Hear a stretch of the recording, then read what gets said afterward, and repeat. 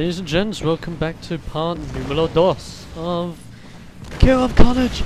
Now I did fast forward quite a bit, I apologise for that, but I had to fit this in to make it a two-parter, and I was really dedicated to make it a two-parter as well. Damn you Kirovs, moving incredibly slowly. As I said in part 1, I did the stupid tactic by just storming my Kirov straight in. When it's advised, if you're doing this strategy, to make a tactic of it and split up your forces into 2 or 3 groups and make a sweeping pincer formation, which is an incredibly tough thing to make. But if you can make it, not just will you heighten your possibility of destroying the enemy, but you also increase their worried level. Because if they see one team of Kirovs coming from one side and one team of Kirovs coming from the other side, they're going to be like, which side to attack first? Oh! Then, if you see those 2 sides coming, along with the side coming just straight in, you've prepared to key sign a contract saying, you're screwed, mate. Ah, yes.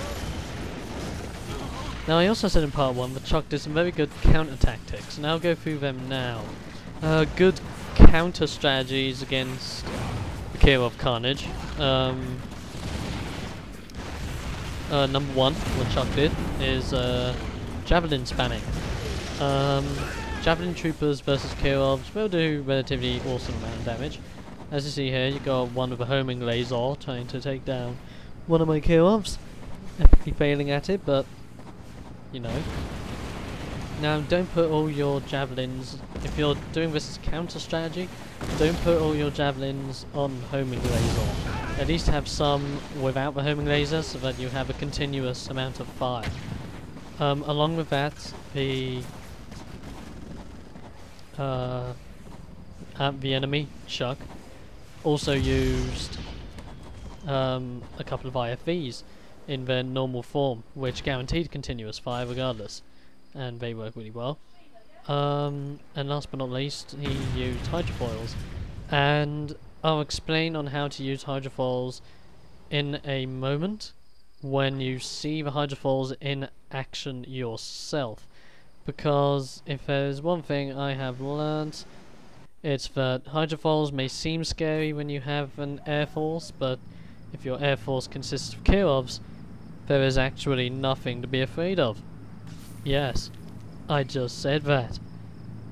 Okay then, so here's a team of 5 Kirovs that are just randomly flying in my base.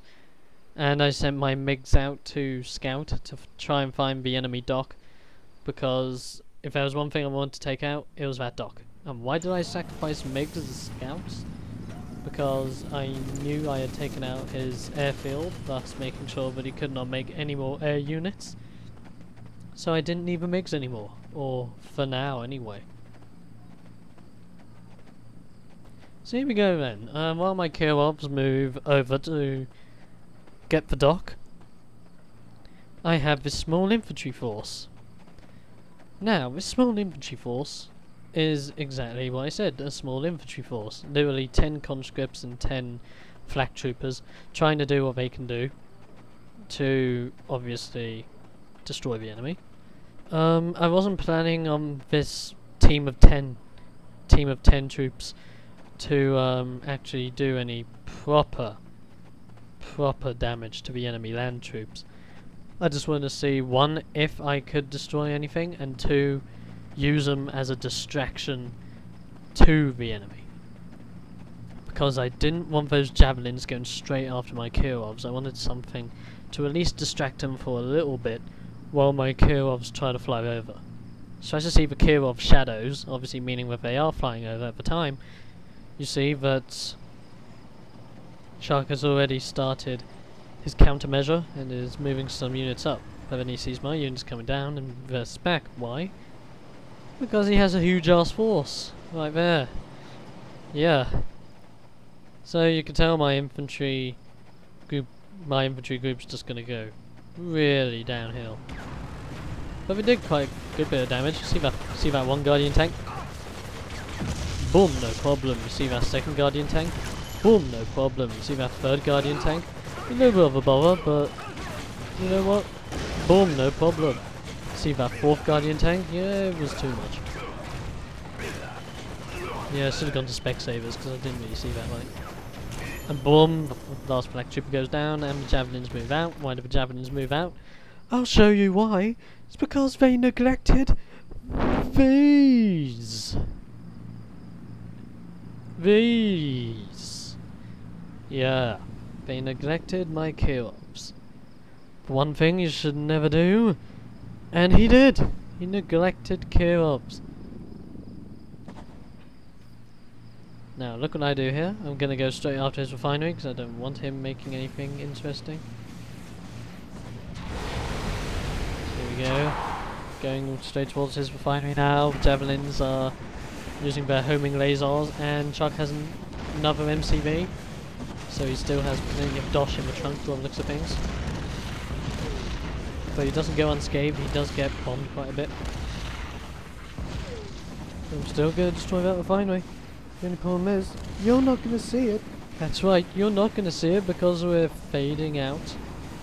And we're going to fast forward and fade back in to where we see the enemy's fully constructed MCV. And here's another one of my Kirov forces going towards it and just going to take it out. I did manage to destroy his dock, but in doing so I sacrificed all my Kirovs. Because what Chuck did, he used his hydrofoil's secondary ability, which was the weapon paralyzer, or whatever it's actually called, and stopped all my 5 Kirovs from attacking in general. So what I did instead was, I sacrificed my 5 Kirovs by placing them over the enemy dock. So even if he did destroy the Kirovs, they would just drop down towards the enemy dock and they would destroy the dock that way. That's exactly what happened. So I had my plan sorted out from the very beginning, and it worked to a certain extent. Yeah. NMCV go boom boom. Yay!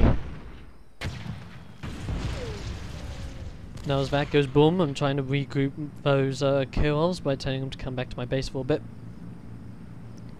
And while they're coming to my base, one of the Kirovs decides, "Hey, before I go, I want to leave Chucky a present from Soviet Union."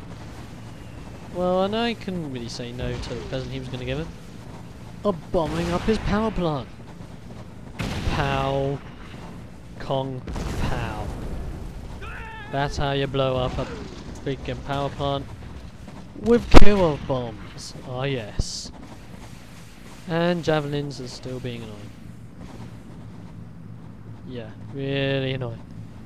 But look, I have another Kirov force, and as we fast forward, the Kirovs come back, another Kirov's being made, and boom, they start moving towards the ocean sea line. Now I did do a little bit of a camera fail here by trying to find out where they were going while in fast forward.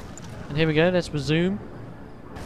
As we see here, Chuck's using his hydrofoils again, but this time I don't have 5 Kirovs, oh no.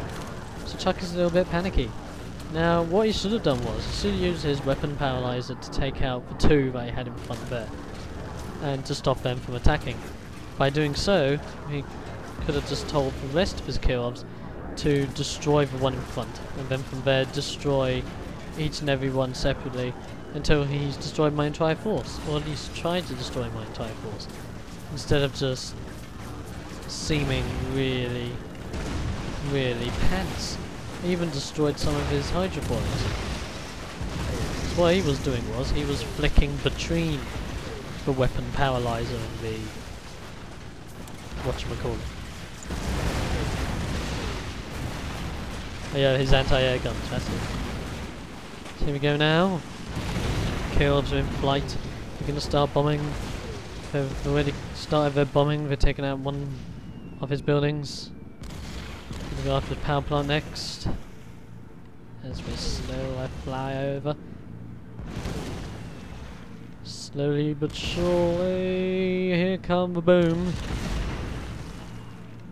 And as we see here, Kirovs. Video.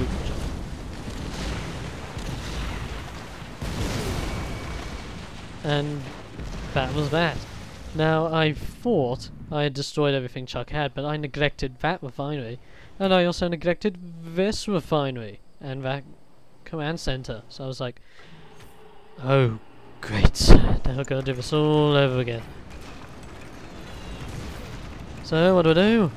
I fast forward, I Kong power his arse and destroy his first refinery. Then I decide, you know what, I'll do this a really fast way. Uber fast forward, see the ponage, boom boom boom, bang bang bang, and then it's game over. And that is the end of that. Thank you for watching. See you next time for more real life reaction. And goodbye, fellow strategists. Goodbye. Hell yeah!